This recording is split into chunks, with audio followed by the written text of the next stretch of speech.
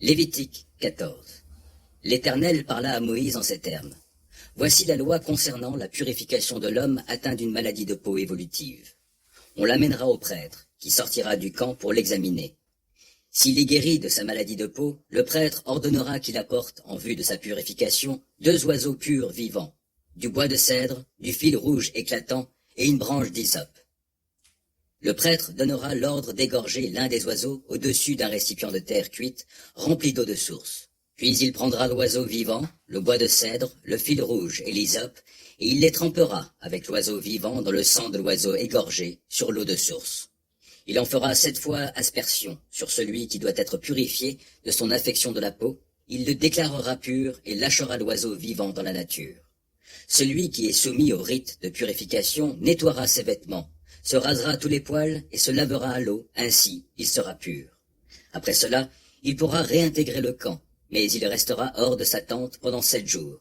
Le 7e jour, il rasera tous les poils de sa peau, ses cheveux, sa barbe, ses sourcils et tout autre poil. Il nettoiera ses vêtements, se lavera à l'eau, et alors il sera pur. Le 8e jour, il prendra 2 agneaux sans défaut et une brebis dans sa première année sans défaut. Il y ajoutera 9 kilogrammes de fleurs de farine en offrande pétrie à l'huile et un demi-litre d'huile. Le prêtre qui procède à sa purification le placera avec tout cela devant l'Éternel, à l'entrée de la tente de la rencontre. Le prêtre prendra l'un des agneaux et l'offrira en sacrifice de réparation avec l'huile offerte. Il fera devant l'Éternel le geste de présentation. Il égorgera l'agneau au lieu où l'on immole le sacrifice pour le péché et l'holocauste, dans ce lieu saint. Car la victime du sacrifice de réparation revient au prêtre comme le sacrifice pour le péché. C'est une chose très sainte. Le prêtre prendra du sang du sacrifice de réparation et en mettra sur le lobe de l'oreille droite de celui qui se purifie, sur le pouce de sa main droite et sur le gros orteil de son pied droit. Ensuite, il prendra le demi-litre d'huile et en versera un peu dans le creux de sa main gauche. Il y trempera l'index droit et fera 7 fois aspersion de l'huile devant l'Éternel. Puis il appliquera de l'huile qui reste dans le creux de sa main sur le lobe de l'oreille droite de celui qui se purifie, sur le pouce de sa main droite et sur le gros orteil de son pied droit, à l'endroit où il a mis du sang du sacrifice de réparation. Il versera ce qui reste d'huile dans sa main sur la tête de celui qui se purifie, afin de faire le rite d'expiation pour lui devant l'Éternel. Après cela, il offrira le sacrifice pour le péché, afin d'accomplir le rite d'expiation pour celui qui se purifie de son impureté. Ensuite, il immolera l'holocauste. Il placera l'holocauste avec l'offrande sur l'autel. Ainsi, il accomplira le rite d'expiation pour cet homme, et il sera pur. Si l'homme est trop pauvre pour se procurer tout cela, il prendra un seul agneau qui sera offert en sacrifice de réparation avec le geste de présentation pour accomplir le rite d'expiation en sa faveur. Il y ajoutera une offrande de 3 kilogrammes de fleurs de farine pétrie à l'huile et un demi-litre d'huile. Il prendra aussi 2 tourterelles ou 2 pigeonneaux, selon ses ressources. L'un des oiseaux sera destiné au sacrifice pour le péché, l'autre à l'holocauste. Il les apportera au prêtre le 8e jour pour sa purification à l'entrée de la tente de la rencontre devant l'Éternel. Le prêtre prendra l'agneau du sacrifice de réparation et la mesure d'huile, et il accomplira le geste de présentation devant l'Éternel. Il immolera l'agneau du sacrifice de réparation, et il prendra du sang de l'animal pour en mettre sur le lobe de l'oreille droite de celui qui se purifie, sur le pouce de sa main droite et sur l'orteil de son pied droit. Il versera une partie de l'huile dans le creux de sa main gauche. Il fera 7 fois l'aspersion de l'huile qui est dans sa main devant l'Éternel avec son index droit. Puis il appliquera un peu de cette huile sur le lobe de l'oreille droite de celui qui se purifie, sur le pouce de sa main droite et sur le gros orteil de son pied droit, à l'endroit où il a mis du sang de la victime du sacrifice de réparation. Il versera ce qui reste d'huile dans sa main sur la tête de celui qui se purifie, afin d'accomplir le rite d'expiation pour lui devant l'Éternel. Il offrira l'une des tourterelles ou l'un des pigeonneaux, selon ce que la personne a pu se procurer, comme sacrifice pour le péché, et l'autre comme holocauste accompagnant l'offrande.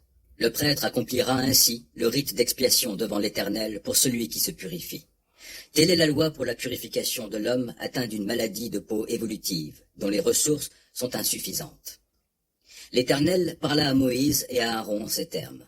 Lorsque vous serez entrés au pays de Canaan, que je vous donne en propriété, si je produis une tache de moisissure à une maison du pays que vous posséderez, le propriétaire de la maison ira déclarer au prêtre. J'ai remarqué une sorte de tache sur ma maison.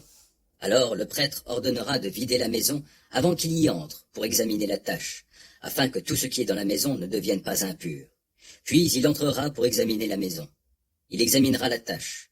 S'il voit qu'elle se présente sous forme de plaques verdâtres ou rougeâtres, formant un creux visible dans le mur, il sortira de la maison, se placera à l'entrée et mettra pour 7 jours la maison sous séquestre.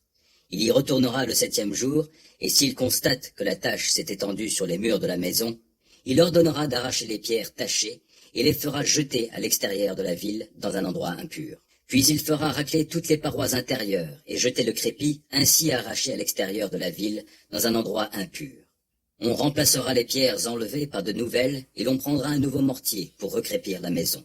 Si la tache réapparaît dans la maison après qu'on a enlevé les pierres, raclé et recrépi les murs, le prêtre viendra l'examiner. S'il constate que la tache s'est étendue dans la maison, c'est une moisissure maligne, une sorte d'infection. Cette maison est impure. On la démolira. Les pierres, sa charpente et tout son crépi seront transportés à l'extérieur de la ville dans un endroit impur. Quiconque entrerait dans la maison durant toute la période où elle est sous séquestre sera impur jusqu'au soir. Celui qui y coucherait ou qui y mangerait devra nettoyer ses vêtements. Mais si le prêtre, lorsqu'il vient, constate que la tache ne s'est pas étendue dans la maison après qu'elle a été recrépie, il la déclarera pure, car le mal est guéri. Il prendra pour purifier rituellement la maison 2 petits oiseaux, du bois de cèdre, un fil rouge éclatant et une branche d'hysope. Il égorgera l'un des oiseaux au-dessus d'un récipient de terre cuite rempli d'eau de source. Puis il prendra le bois de cèdre, l'hysope, le fil rouge et l'oiseau vivant. Et il les trempera dans le sang de l'oiseau égorgé, mêlé à l'eau de source, et il en fera l'aspersion 7 fois sur la maison.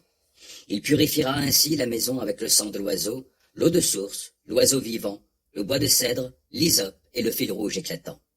Ensuite, il lâchera l'oiseau vivant à l'extérieur de la ville, dans la nature. C'est ainsi qu'il accomplira le rite d'expiation pour la maison, et elle sera pure.